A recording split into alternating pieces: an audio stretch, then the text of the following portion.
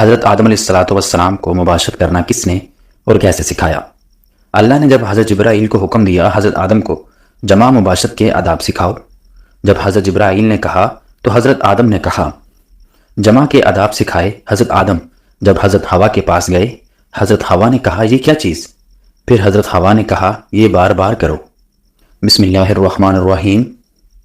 حدیث شریف بخاری جلد نمبر اول میں اللہ تبارک و تعالیٰ نے جب حضرت جبرائیل علیہ الصلوۃ والسلام کو حکم فرمایا جاؤ حضرت آدم کے پاس اور انہیں حضرت حوا علیہ الصلوۃ والسلام کے ساتھ جمع کرنے کا حکم دو اور مباشرت کے آداب بھی سکھاؤ، تو جب حضرت جبرائیل نے حضرت آدم علیہ الصلوۃ والسلام کے پاس تشریف لائے اور اللہ کا حکم سنایا تو حضرت آدم علیہ الصلوۃ والسلام کہنے لگے جمع کیا ہوتا ہے، وہ کیسے ہوتا ہے؟ حضرت آدم اور حضرت حوا کی پہلی زفاف جاننے کے لیے اس ویڈیو کو آخر تک ضرور دیکھیں۔ حضرت آدم علیہ الصلوۃ والسلام حضرت حوا علیہ الصلوۃ والسلام سے مباشرت کرنا کس نے اور کیسے سکھایا تھا؟ حضرت سیدنا امام غزالی رحمۃ اللہ علیہ فرماتے ہیں مباشرت کرنا جنت کی لذتوں میں سے ایک لذت ہے۔ حضرت سیدنا بغدادی رحمۃ اللہ علیہ فرماتے ہیں انسان کو جمع کی ایسی ضرورت ہے جیسے کہ غذا کی۔ جیسا کہ ہم جانتے ہیں کہ کھانا پینا انسان کی سب سے پہلی اور سب سے بڑی ضرورت ہے۔ اگر ہم کھانا پینا چھوڑ دیں گے تو ہمارا جسم اور صحت زیادہ عرصے تک برقرار نہیں رہ پائے گی۔ بالکل اسی طرح سے کھانے پینے کے بعد میاں بیوی کی شرعی ملاقات یعنی مباشرت نہایت ضروری عمل ہے۔ اس شرعی ملاقات کو مباشرت جمع یا بیوی کا تنہائی میں محبت بھرا کام سر انجام دینا کہتے ہیں۔ جو بھی نام دینا چاہیں درست ہوگا۔ جب آپ صحبت قائم کرتے ہیں تو آپ کو دلی سکون اور خوشی محسوس ہوتی ہے، آپ بھی اپنے آپ سے پیار کرنے لگ جاتے ہیں۔ میاں بیوی کے جمع کے دوران ایسے ہارمونز خارج ہوتے ہیں جو میاں بیوی کی خوشی کا باعث بنتے ہیں۔ جب میاں بیوی خوش ہوتے ہیں تو اعتماد میں اضافہ ہوتا ہے اور محبت میں اضافہ ہوتا ہے۔ اللہ رب العزت نے حضرت آدم علیہ الصلوۃ والسلام کے بعد حضرت حوا علیہ الصلوۃ والسلام کو پیدا فرمایا اور یوں نسل انسان کی تحقیق ہوئی، جس کی ابتدا اللہ تعالیٰ کے حضرت آدم علیہ الصلوۃ والسلام کو مٹی سے پیدا فرمانے سے ہوئی۔ حضرت آدم علیہ الصلوۃ والسلام کو اللہ رب العالمین نے جنت کے اندر تخلیق فرمایا اور حضرت آدم کے اندر ایسی بشر تھے یعنی انسان تھے اور ان کی جنس سے کوئی بھی بشر موجود نہ تھا جس کے ذریعے سے حضرت آدم علیہ الصلوۃ والسلام کو انسیت حاصل کرتے۔ چنانچہ آپ اپنے دل کے اندر سوچا کرتے کاش میرا بھی کوئی ہم جنس بشر ہوتا کہ میں بھی اس سے انسیت حاصل کرتا۔ اللہ رب العزت خوب جانتے تھے جو کہ حضرت آدم علیہ الصلوۃ والسلام کے دل کے اندر چل رہا تھا۔ جب حضرت آدم علیہ الصلوۃ والسلام سو رہے تھے تو ان کے جسم سے حضرت حوا علیہ الصلوۃ والسلام کو بائیں پسلی سے پیدا فرمایا تھا تاکہ آپ حضرت حوا سے انسیت حاصل کر سکیں۔ جب حضرت آدم نیند سے بیدار ہوئے تو آپ نے حضرت حوا کو اپنے سامنے دیکھا تو آپ سے سوال کیا کہ تم کون ہو؟ حضرت حوا علیہ الصلوۃ والسلام نے جواب دیا کہ میں عورت ہوں۔ پھر حضرت آدم علیہ الصلوۃ والسلام نے پوچھا اللہ تبارک و تعالیٰ نے تجھے کیوں پیدا فرمایا؟ تو حضرت حوا نے جواب دیا کہ اللہ تبارک و تعالیٰ نے مجھے آپ کی تسکین کے لیے پیدا فرمایا تاکہ آپ میرے قرب سے سکون حاصل کر سکیں۔ یہی وجہ ہے حدیث پاک میں حضور اقدس صلی اللہ علیہ وسلم نے کنوارے لڑکے اور کنواری لڑکی کو مسکین قرار دیا کیونکہ دونوں کا کوئی مسنون نہیں ہوتا، لہٰذا جوان اولاد کی جلد شادی کر دینی چاہیے تاکہ وہ میاں بیوی ایک دوسرے کے قرب سے سکون پا سکیں۔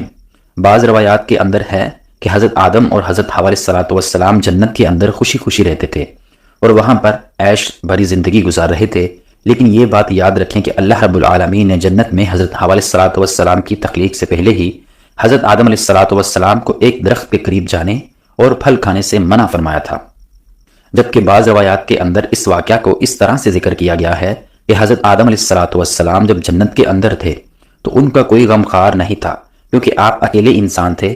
چنانچہ آپ کے دل کے اندر یہ چاہت تھی کہ کاش میری جن سے کوئی اور بھی ہوتا جس سے میں تسکین حاصل کر سکتا۔ اللہ تبارک و تعالیٰ نے حضرت آدم علیہ الصلوۃ والسلام پر نیند کا غلبہ فرمایا۔ یہ بات یاد رکھیں کہ یہ پہلی نیند تھی جو کہ بنی آدم پر طاری ہوئی۔ چنانچہ اسی نیند کے اندر اللہ تبارک و تعالیٰ نے حضرت حوا علیہ الصلوۃ والسلام کو حضرت آدم علیہ الصلوۃ والسلام کی بائیں پسلی سے پیدا فرمایا۔ چنانچہ حضرت آدم علیہ الصلوۃ والسلام بیدار ہوئے، آپ نے اپنے سامنے ایک ایسی بشر عورت دیکھی جو کہ آپ سے بہت زیادہ مشابہت رکھتی تھی اور وہ بشرطیہ کے اندر بہت حسین اور جمیل تھی۔ چنانچہ حضرت آدم علیہ الصلوۃ والسلام نے جیسے ہی حضرت حوا کو دیکھا تو آپ سب کچھ جان گئے، یہ کیوں اور کس وجہ سے پیدا ہوئی ہے اور ان کا نام کیا ہے، کیونکہ اللہ تبارک و تعالیٰ نے آپ کو پہلے ہی تمام چیزوں کا علم سکھا دیا تھا کہ پھر اس کے بعد فرشتے حضرت آدم علیہ الصلوۃ والسلام کے علم کا امتحان لینے کے لیے ان کے پاس آئے اور حضرت آدم علیہ السلام کو سلام کیا، اور حضرت آدم علیہ السلام کو سلام کرنے کے بعد فرشتوں نے پوچھا کہ یہ سامنے تمہارے جو مخلوق موجود ہے یہ کیا چیز ہے؟ حضرت آدم علیہ السلام نے ارشاد فرمایا یہ عورت ہے۔ چنانچہ پھر ان فرشتوں نے دوسرا سوال یہ کیا کہ اس عورت کا نام کیا ہے؟ تو آپ نے فرمایا کہ اس کا نام ہوا ہے، جس پر فرشتوں نے پھر سوال کیا کہ ان کا نام ہوا کیوں رکھا گیا ہے؟ حضرت آدم علیہ السلام نے جواب دیا کیونکہ ان کو ایک زندہ انسان پیدا فرما گیا ہے، اسی وجہ سے ان کا نام ہوا علیہ السلام رکھا گیا۔ حضرت ابراہیم رحمۃ اللہ علیہ روایت کرتے ہیں جب اللہ رب العالمین نے حضرت آدم علیہ السلام کو پیدا فرمایا تو اللہ تبارک و تعالیٰ نے حضرت آدم کی طرف ایک فرشتے کو بھیجا۔ حضرت آدم علیہ السلام کو جماع یعنی مباشرت کا حکم دیا تو انہوں نے حضرت حوا علیہ السلام سے مباشرت کی۔ چنانچہ جب حضرت آدم علیہ السلام جماع سے فارغ ہوئے تو حضرت حوا علیہ السلام نے کہا اے آدم تو بہت اچھی چیز ہے، اس کو میرے ساتھ اور زیادہ کرو۔ اس حوالے سے اس کی کوئی سند موجود نہیں۔ یہ بعض روایات میں آتا ہے کہ حضرت آدم علیہ السلام کو جنت کا معائنہ پھل کھانے کی وجہ سے زمین پر اتارا تو کافی عرصے تک ایک دوسرے سے جدا رہے۔ چنانچہ حضرت آدم علیہ السلام اللہ رب العالمین کی محبت اور اپنی خطا پر بہت زیادہ غم زدہ ہوتے تھے۔ چنانچہ آپ کے رونے کی شدت کی وجہ سے ایک دن حضرت جبرائیل علیہ السلام نے اللہ تبارک و تعالیٰ کی بارگاہ میں حضرت آدم علیہ السلام کی سفارش کی، جس پر اللہ تبارک و تعالیٰ نے حضرت آدم علیہ السلام کے دل کے اندر توبہ کرنے کا طریقہ پیدا فرمایا کہ میرے پیارے حبیب نبی کریم صلی اللہ علیہ وسلم کے وسیلے سے میری بارگاہ کے اندر توبہ کرو تو میں تمہاری توبہ قبول کر لوں گا۔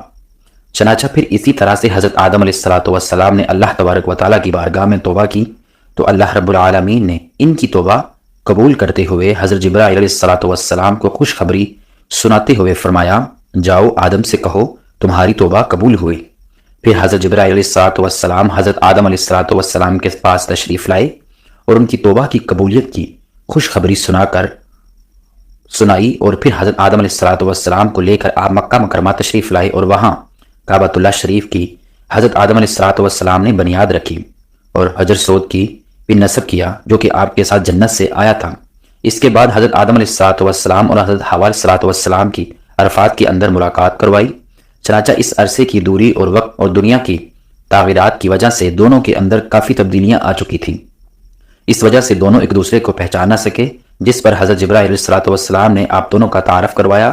محترم ناظرین، حضرت آدم علیہ السلام اور حضرت حوا علیہ السلام اکٹھے رہنے لگے، لیکن حضرت آدم کو جنت کے اندر ہوا سے قربت کرنے سے منع کر دیا گیا تھا اور نہ ہی کسی قسم کی تو اولاد نسل کا سلسلہ شروع ہوا تھا، اس لیے حضرت آدم اور حضرت حوا علیحدہ علیحدہ سویا کرتے تھے۔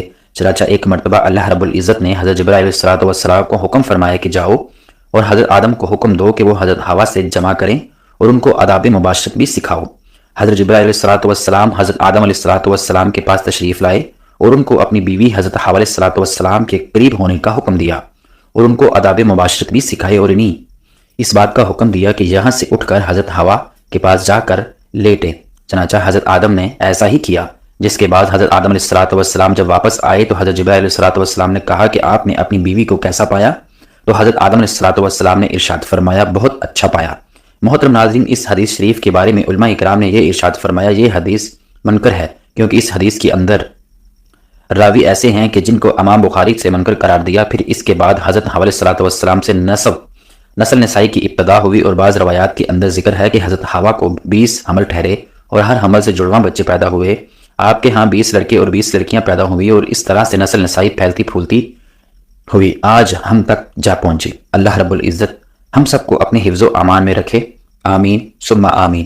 ناظرین، کمنٹ باکس میں اللہ تعالیٰ کے 99 ناموں میں سے ایک نام ضرور ٹائپ کریں اور اگر ویڈیو اچھی لگی ہو تو لائک کریں اور چینل کو سبسکرائب کریں۔ جزاک اللہ۔